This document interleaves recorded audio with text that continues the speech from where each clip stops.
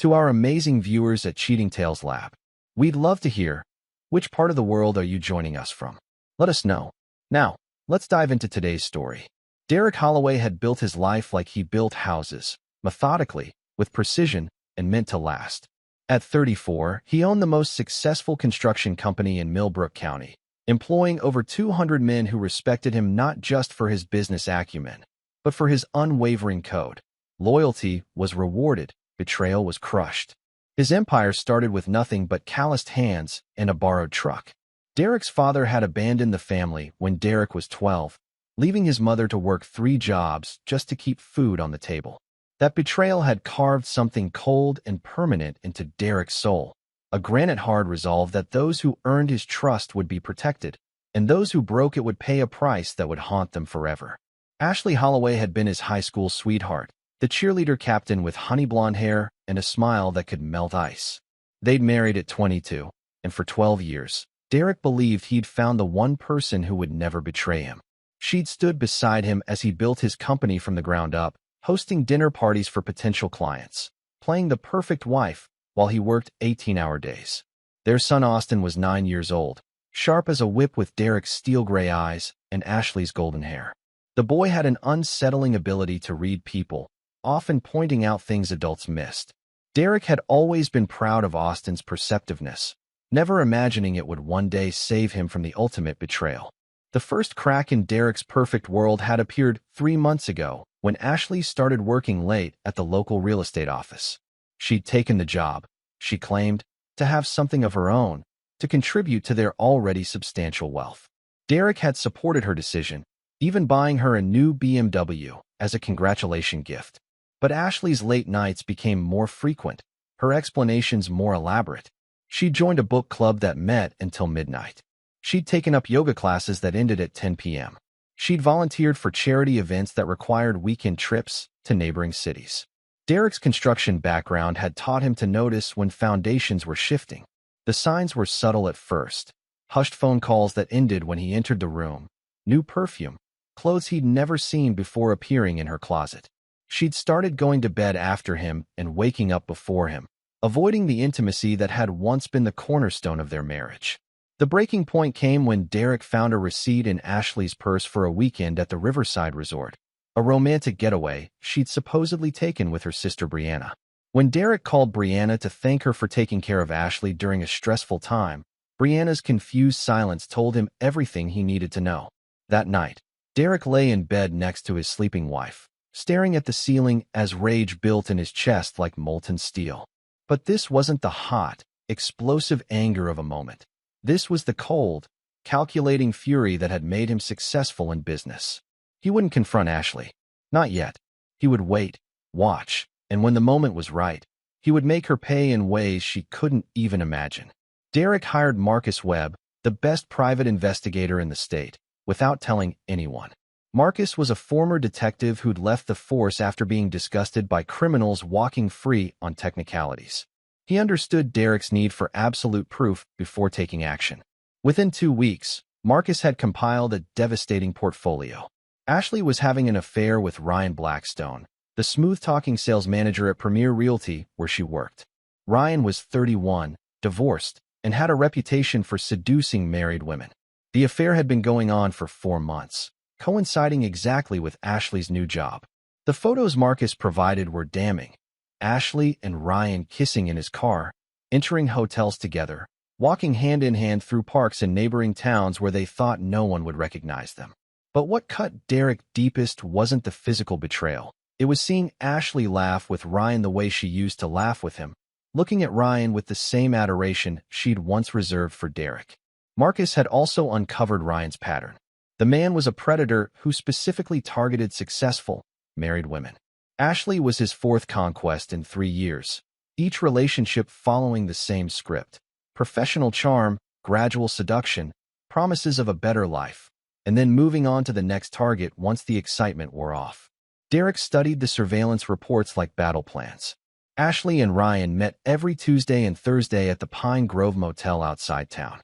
They'd started planning weekend trips together, with Ashley lying to Derek about girls' trips or work conferences. Most nauseating of all, They'd begun talking about Ashley leaving Derek and taking half his assets in the divorce. But Derek's rage reached a new level when Marcus reported that Ryan had been asking questions about Derek's business, pumping Ashley for information about construction contracts, financial details, and client relationships. Ryan wasn't just stealing Derek's wife. He was using her to potentially steal his livelihood. As Derek processed this information in his home office, surrounded by awards and photos of buildings he'd constructed, a plan began forming in his mind. It wouldn't be enough to simply expose them or divorce Ashley. That would leave them free to continue their relationship, possibly even marry, with Ashley taking half of everything Derek had built through blood and sweat. No, Derek needed something more permanent, more devastating. He needed to destroy them both so completely that they would never recover, never threaten him again, and never forget the price of betraying Derek Holloway. The camping trip had been Derek's idea, ostensibly a chance to reconnect as a family before Austin started 4th grade. In reality, it was the perfect opportunity to spring the trap Derek had been carefully constructing. He'd chosen Whispering Pines Campground because it was remote, had poor cell service, and was exactly halfway between their home and the Pine Grove Motel where Ashley and Ryan conducted their affair. Derek had spent weeks preparing for this trip, but not in the way Ashley thought. While she believed they were packing for a simple family getaway, Derek was orchestrating the beginning of the end for everyone who had betrayed him. The morning of the camping trip, Ashley seemed nervous, constantly checking her phone despite the poor signal Derek had warned her about. She'd packed more clothes than necessary for a 3-day trip and had applied makeup with unusual care for someone planning to sleep in a tent. Derek loaded their SUV with practiced efficiency, his movements calm and controlled despite the storm building inside him. Austin helped eagerly, excited for his first real camping adventure. The boy had no idea he was about to witness the destruction of everything he'd believed about his family. The drive to Whispering Pines took 2 hours, with Ashley growing more agitated as they moved further from civilization. She complained about the lack of cell service, worried about missing important calls from work. Derek assured her that a few days disconnected from technology would be good for all of them. They'd been at the campsite for barely an hour when Ashley announced she needed to go into the woods to gather firewood. Derek watched her disappear into the tree line, noting the direction she took, directly toward the main road, where someone could pick her up. He gave her a 10-minute head start before putting his plan into motion. The items Derek placed in their tent were carefully chosen for maximum psychological impact. Marcus had discovered that Ryan had a particular fetish involving restraints and dominance, something Ashley had apparently embraced with enthusiasm. Derek arranged the silk ties, leather restraints, and intimate items he'd found hidden in Ashley's drawer in their bedroom at home, evidence of a side of his wife he'd never known existed. But the centerpiece was a printed photo Marcus had taken just 2 days earlier. Ashley and Ryan in a passionate embrace in Ryan's apartment, completely unaware they were being watched. Derek propped the photo against Ashley's pillow, along with copies of all the surveillance reports Marcus had compiled. Austin had been playing near the lake when Derek called him over. The boy's natural perceptiveness had always amazed Derek, and today it would serve a crucial purpose. "Son," Derek said quietly, kneeling down to Austin's eye level, "I need you to look inside our tent and tell me what you see." Austin peered through the tent flap, his young face immediately clouding with confusion and something deeper, a child's instinctive understanding that something was very wrong. He didn't fully comprehend what he was seeing, but he understood enough. "Dad," Austin whispered, his voice carrying a maturity no 9-year-old should possess, "we need to leave right now." Derek's heart clenched as he realized his son would be another casualty of Ashley's betrayal. Austin would grow up knowing his mother had chosen another man over their family, that she'd been living a lie for months while he trusted her completely. "Why, son?" Derek asked, though he already knew the answer. Austin pointed toward the tent, his small hand trembling slightly. "Let's just leave before she comes back." Derek looked inside the tent one final time, seeing his carefully arranged evidence through his son's innocent eyes.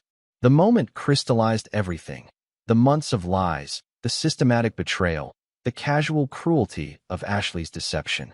Something hard and final settled in Derek's chest. He grabbed Austin and their essential belongings, leaving everything else behind. As they drove away from Whispering Pines, Derek called Marcus on his satellite phone. It's done, Derek said simply. Phase 2 starts now.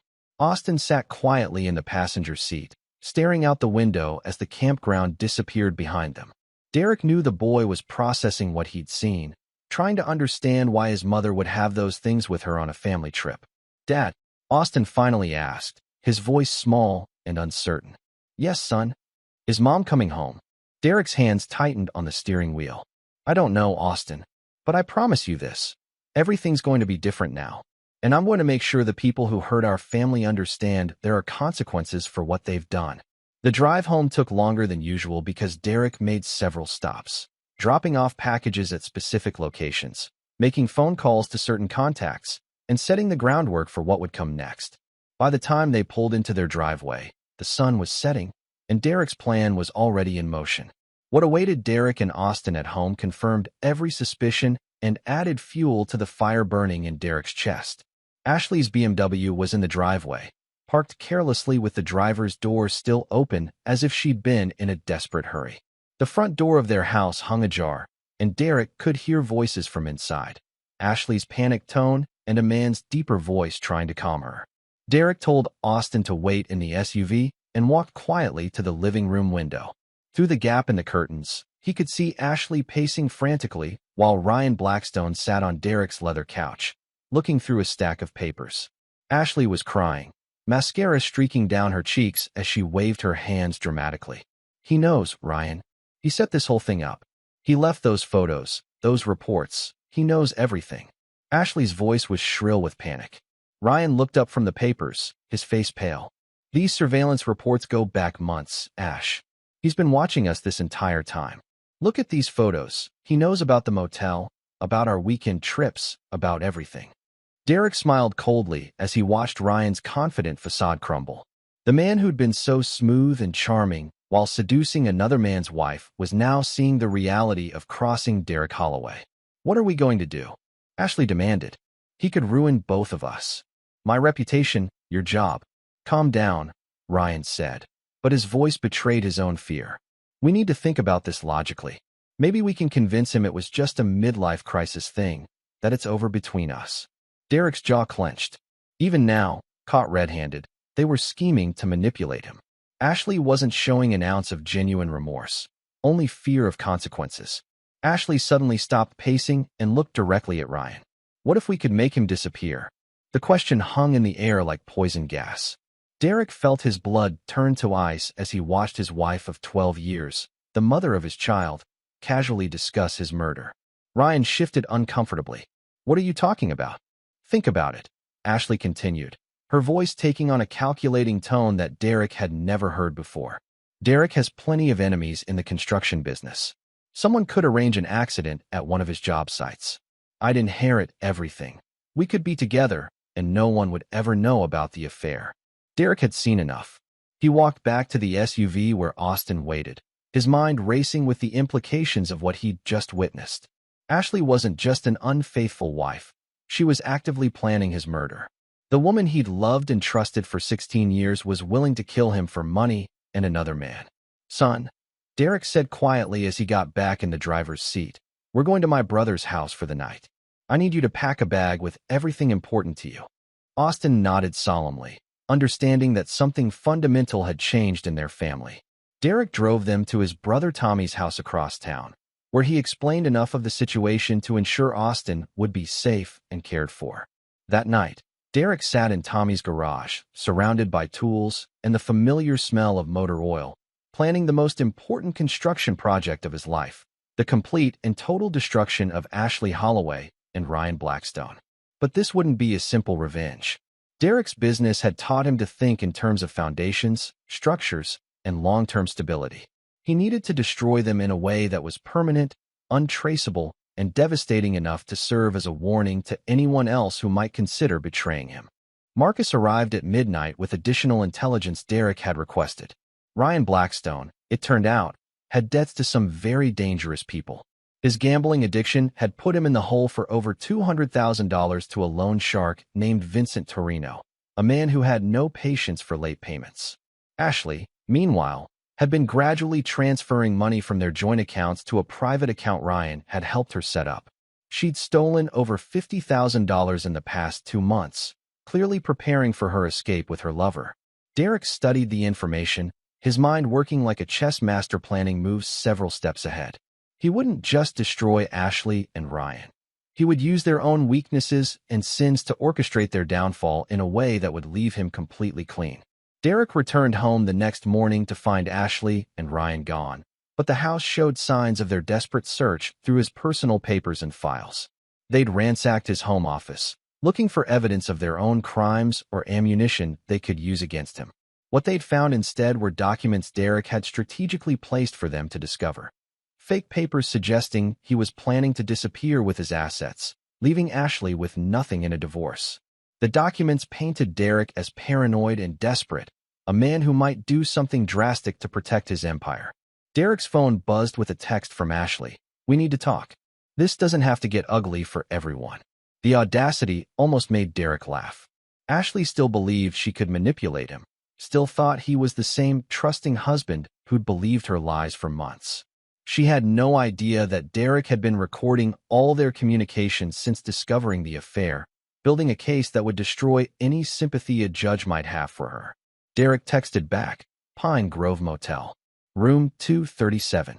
1 hour. Come alone." He chose their regular meeting place deliberately, knowing it would rattle both of them to have their secret sanctuary exposed. Room 237 was the same room where Marcus had photographed them multiple times, where they'd betrayed Derek's trust over and over again. Derek arrived early and positioned himself where he could watch the parking lot. Ashley's BMW pulled in exactly on time, followed 5 minutes later by Ryan's red Mustang. So much for coming alone. They were still trying to work together against him, still underestimating the man they'd betrayed. The confrontation was everything Derek had expected.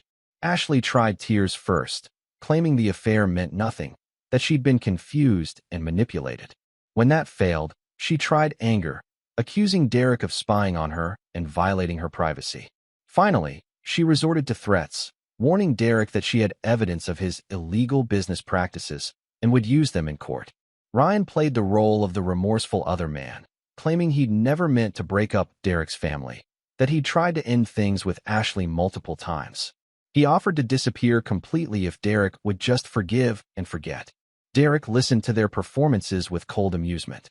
These people who'd planned his murder just 24 hours earlier were now playing the victims, trying to manipulate him one last time. "I have a proposition," Derek finally said, his voice calm and businesslike. "You want to be together? Fine. I'll make it easy for you." Ashley and Ryan exchanged confused glances. Derek continued, "I'm filing for divorce, and I'm not asking for anything from you, Ashley. You can have the house, the cars, whatever you want. I'm taking Austin and starting over somewhere else." The relief on their faces was almost comical. They'd expected Derek to fight, to make their lives difficult, to demand revenge. Instead, he was essentially giving them everything they'd wanted. "There's just one condition," Derek added. "You both need to sign some papers acknowledging the affair and agreeing to the terms. My lawyer has them ready." What Derek didn't tell them was that the papers they'd be signing were confessions to multiple felonies, fraud, theft, conspiracy, and several other charges that would send them both to prison for decades. The documents were carefully crafted to look like standard divorce agreements, while actually being detailed admissions of guilt. Derek's lawyer, Patricia Manning, was the sharpest legal mind in the county and owed Derek several favors from construction work he'd done on her firm's building. She'd crafted the documents with surgical precision, using legal language that buried the true implications under layers of seemingly standard divorce terminology. Ashley and Ryan signed without reading carefully, too relieved at getting off easy to scrutinize the fine print. Derek watched their signatures appear on the papers that would destroy them, feeling a cold satisfaction as they voluntarily sealed their own fate. "Thank you for being reasonable about this," Ashley said as they prepared to leave. "I know this is hard for you, but I think this is best for everyone." Derek nodded so lightly. "You're right, Ashley. This is definitely best for everyone." Derek waited exactly 48 hours before making his first move. He needed Ashley and Ryan to feel secure, to believe they'd successfully manipulated him into giving them everything they wanted. During those 2 days, they moved in together at Ryan's apartment, began making plans for their future, and started spending Derek's money freely.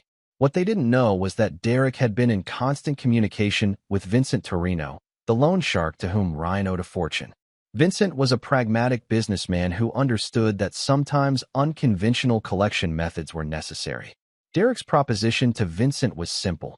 Instead of continuing to chase Ryan for the money he'd never be able to pay, Vincent could write off the debt in exchange for a substantial cash payment from Derek, with the understanding that Ryan would face consequences for his betrayal that went far beyond money. Vincent appreciated Derek's approach.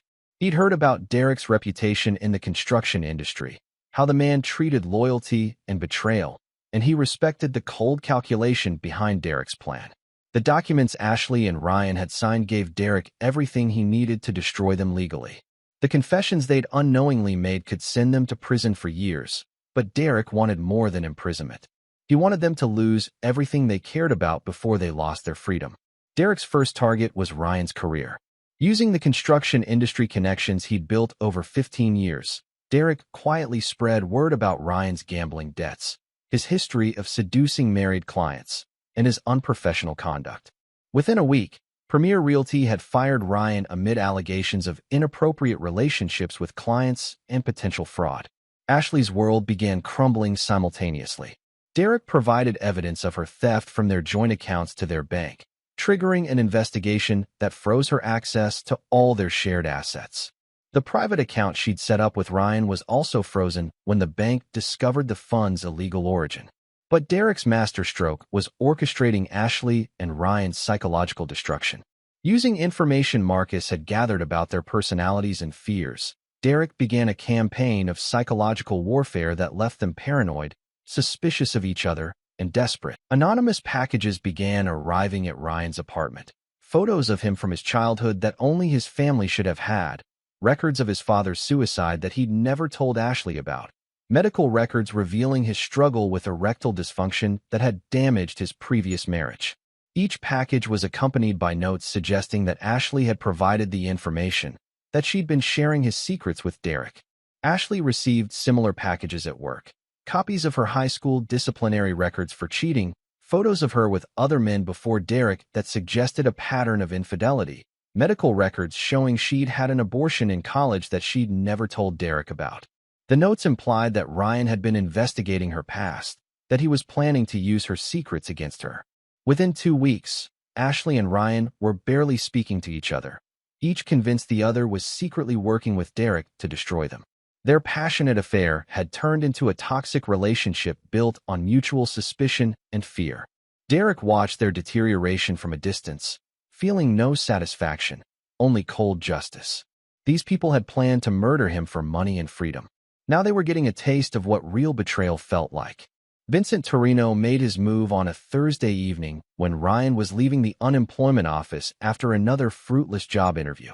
The beating was professional and thorough, enough to send a clear message without causing permanent damage. Ryan spent 3 days in the hospital with broken ribs, a shattered nose, and a concussion that left him struggling to remember basic details. Ashley found him in the hospital parking lot when he was discharged, barely recognizable beneath the bruises and swelling. Ryan's first words to her were an accusation. "You told them where to find me. What are you talking about?" Ashley demanded, but Ryan was beyond reasoning. The combination of physical trauma and psychological pressure had pushed him over the edge. He was convinced that Ashley had orchestrated the attack, that she was working with Derek to eliminate him so she could keep Derek's money for herself. The paranoia that Derek had carefully cultivated between them exploded into open warfare. Ryan accused Ashley of betraying him. Ashley accused Ryan of being weak and stupid. Their relationship, built on deception and selfishness, couldn't survive the pressure Derek had systematically applied. Ashley returned to her sister Brianna's house, where she broke down completely. For the first time since the affair began, she seemed to understand the full scope of what she'd lost. Derek had been more than a husband. He'd been her anchor, her protector, the one person who'd loved her unconditionally for 16 years. She'd thrown it all away for a man who now looked at her with hatred and suspicion. But Ashley's regret came too late. Derek had already set the final phase of his plan in motion. The signed confessions Ashley and Ryan had provided were delivered to the district attorney's office by Patricia Manning, along with all the evidence Marcus had compiled of their crimes. The theft charges alone would send Ashley to prison for 5 to 10 years. When combined with the conspiracy charges and the evidence of their plan to murder Derek, they were looking at decades behind bars. The arrest warrants were issued on a Monday morning. Ashley was taken from Brianna's house in handcuffs, confused and screaming that she'd been tricked, that the papers she'd signed weren't what Derek had claimed. Ryan was arrested at a homeless shelter where he'd been staying since Ashley threw him out, too broken and paranoid to understand what was happening. Derek watched the news coverage from his new home in Colorado, where he'd relocated his business and was already building a new empire. Austin sat beside him, now understanding enough about what had happened to ask the hard questions. "Did Mom really want to hurt you?" Austin asked during one of their evening talks. Derek chose his words carefully. "Your mother made some very bad choices, son. She chose to lie to us, to steal from us, and to plan things that would have hurt our family badly. I had to protect us." Austin nodded solemnly. At 9 years old, he was learning lessons about loyalty and betrayal that most adults never fully grasped. But Derek could see strength in his son, a steely resolve that reminded Derek of himself at that age. Derek returned to face the media circus surrounding Ashley and Ryan's trial. The story had everything reporters loved: adultery, theft, conspiracy, and an attempted murder plot by a seemingly perfect suburban couple. Derek played his role perfectly. The heartbroken husband who discovered his wife's betrayal and done everything legally possible to protect himself and his son. Patricia Manning had crafted Derek's public narrative with the same precision she'd used on the legal documents. Derek was portrayed as a successful businessman who discovered his wife's affair through a private investigator, found evidence of her theft and murderous intentions, and used the legal system to protect his family. Everything Derek had done was presented as defensive rather than offensive, reactive rather than calculated. Ashley's defense attorney tried to argue that she'd been manipulated into signing the confessions, that she hadn't understood what she was agreeing to. But the evidence was overwhelming. Months of surveillance photos, recorded conversations, financial records showing the theft, and testimony from multiple witnesses who'd heard Ashley and Ryan discuss Derek's potential accident.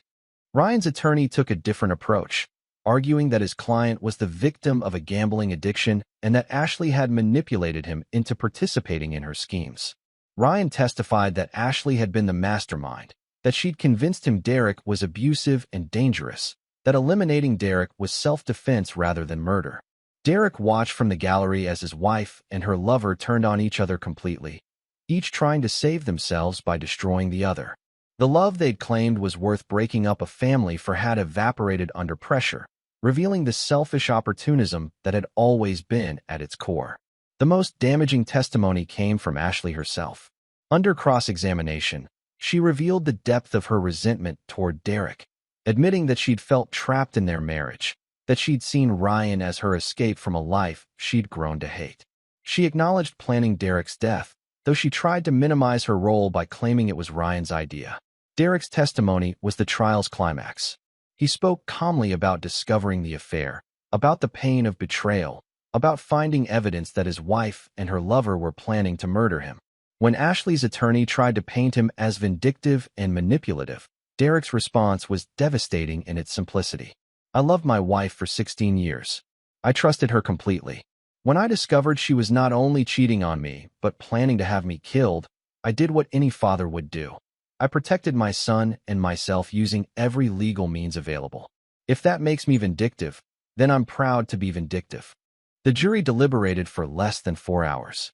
Ashley was convicted on all charges: theft, conspiracy to commit murder, fraud, and adultery. She received a sentence of 25 years to life. Ryan received 30 years to life, with the judge noting his leadership role in planning Derek's murder. As the verdicts were read, Derek felt no satisfaction, no sense of victory. Justice had been served, but at a cost that would affect Austin for the rest of his life. The boy had lost his mother not to death or divorce, but to her own evil choices. 5 years after the trial, Derek and Austin had built a new life in Colorado. Derek's construction company had expanded into 3 states, employing over 500 people and generating more revenue than his original business ever had. Austin, now 14, was excelling in school and showing an interest in engineering that made Derek proud. The boy had grown into a teenager with his father's strength and his own unique wisdom.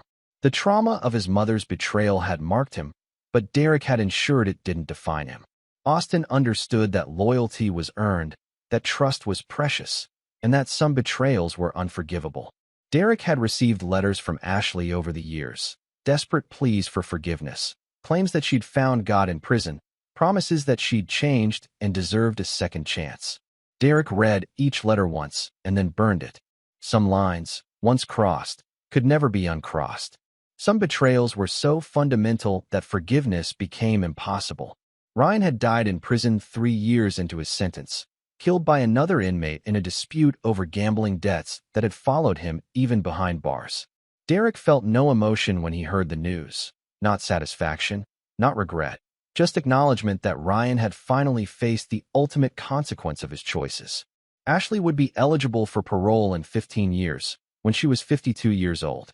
Derek had no doubt she would apply, would claim rehabilitation and remorse, would try once again to manipulate the system. It wouldn't matter. Derek had built his new life like he built his buildings, with foundations strong enough to withstand any storm. Austin sometimes asked about visiting his mother in prison, about whether people deserved second chances after making terrible mistakes. Derek's answer was always the same. Son, forgiveness is for the forgiven person's benefit, not the forgiver's. Your mother chose to destroy our family for her own selfish reasons. She chose to plan my murder rather than simply ask for a divorce. Those choices have consequences that last a lifetime. Some people deserve second chances. Others need to live with the results of their first choices. The camping trip that had revealed Ashley's betrayal had become a turning point not just in Derek's life, but in his understanding of human nature. He'd learned that the people closest to you could be the most dangerous, that love could be weaponized, that trust was the most valuable currency in the world. Derek's new business empire was built on these hard-learned lessons. His employees knew that loyalty would be rewarded beyond their dreams, but betrayal would result in swift and permanent consequences. He'd created a culture where people understood the value of integrity because they'd seen what happened to those who chose deception. On Austin's 15th birthday, Derek took his son on a camping trip to the same Whispering Pines campground where their old life had ended. They set up their tent in the same spot, cooked dinner over the same fire pit, looked up at the same stars that had witnessed the beginning of Derek's revenge. "Do you ever regret what happened?" Austin asked as they sat by the fire. Derek considered the question carefully. "I regret that your mother made the choices she made. I regret that you had to learn about betrayal so young. I regret that our family was destroyed by her selfishness. But I don't regret protecting us. I don't regret making sure she faced consequences for what she did. And I don't regret teaching you that some lines can never be crossed." Austin nodded, understanding more than most adults ever would about the complexities of justice and mercy. "What if she gets out of prison and tries to contact us?" Derek's voice was calm but carried the steel that had made him successful. "Then she'll discover that some people never forget, and some consequences are permanent. We've built something good here, son. We've built it on honesty, hard work, and loyalty. Anyone who threatens that will learn what it means to cross a Holloway." As father and son sat by the fire that night, Derek felt a deep satisfaction that had nothing to do with revenge and everything to do with redemption. He'd taken the worst betrayal of his life and used it to build something stronger, better, and more honest than what he'd had before. The tent that had once held evidence of Ashley's betrayal now sheltered a father and son who understood that trust was earned through action, that loyalty was a choice made daily, and that some foundations, once properly built, could withstand any storm. Derek Holloway had learned the hard way that forgiveness wasn't always possible or even appropriate. Some betrayals were so complete, so calculated, so devastating that the only appropriate response was permanent consequence. He'd built his new life on that understanding, and it had made him stronger than he'd ever been when he believed in unconditional forgiveness. In the darkness of the Whispering Pines campground, Derek and Austin planned their future. A future built on the unshakable foundation of hard-earned wisdom and the understanding that loyalty, once betrayed, was a luxury that could never be afforded again. This is where our story comes to an end. Share your thoughts in the comments section. Thanks for your time. If you enjoy this story, please subscribe to this channel. Click on the video you see on the screen, and I will see you there.